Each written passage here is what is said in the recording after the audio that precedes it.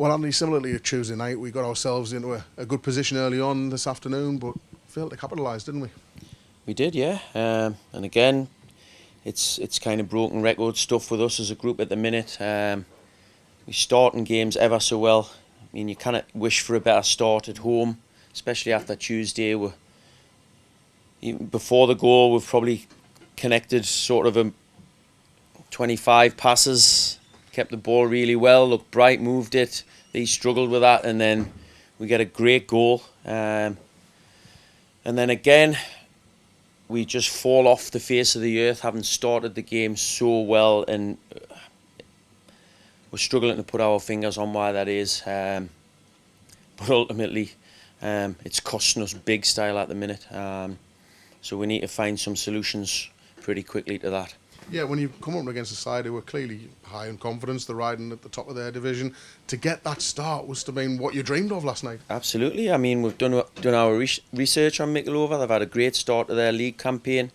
They have tidy, quick players in forward areas. So we knew them threats, and we knew that if we give them time and space to get them players into the game, then they could be dangerous. And like I say, we've scored a great goal, and from that moment, we've forgot about that and let them come into the game, and it's really frustrating. And obviously, look, I'm angry about it, and it's a tough one to take, because after a start like that, we want to see our team go on and take the game away from opposition. But at this moment in time, we actually look really fragile when we've went ahead, and that's just down to mindset and mentality.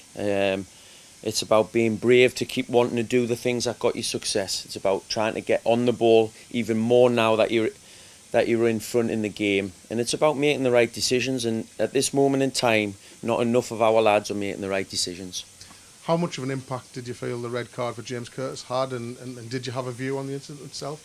I must admit, I didn't see enough of the incident. Their lad was in my eye line of the actual incident, so I can't really comment on the incident itself. People have said it looks a little bit soft, but ultimately, look, the referee's made that decision and shown James the red card, and it then gives you kind of a real tough task to deal with. Kind of, I think it was 23 minutes when that sending off happened, so it's a long period of time to be with 10. Obviously, I've had to sacrifice Keenan to bring Lebby into the game, and I've wanted to try and keep an attacking threat with Corey still in there, and that's what we've tried to do. And ultimately, Mickleover used the ball really well with the extra man. We found it difficult to get them under pressure, or pressure on the ball, and on the couple of moments when we did pinch it, we just didn't have enough quality or enough people around the ball to help that man who was then in possession. So that was frustrating. Although obviously we've had a good chance towards the back end of the first half where Sam's got in behind and laid the ball back to Sparky, and on another day Sparky puts that in the back of the net, and it might be a little bit different. But ultimately, Mickleover have scored 2 goals in the second half, and they've took the game away from us. Yeah, that second half, was it just about trying to almost stay in the game and hope you could get a chance at the other end at some point? Yeah, I mean, obviously people will think that it's a real negative view, but you kind of go chasing after the game when you're down to 10. You've got to try and remain compact in your shape, and you've got to look for them moments to try and find some quality on the turnover. Which we had 1 or 2. Did the amount of anything significant? Probably not.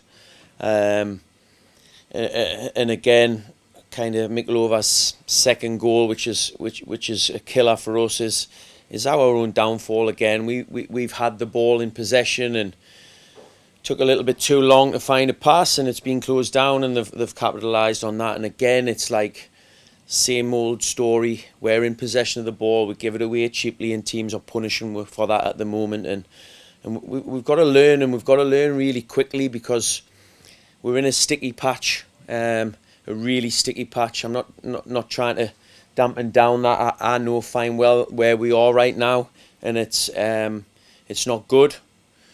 It's not good, but one thing I'll certainly do, and and the rest of the lads with us, behind us, we need to stick together.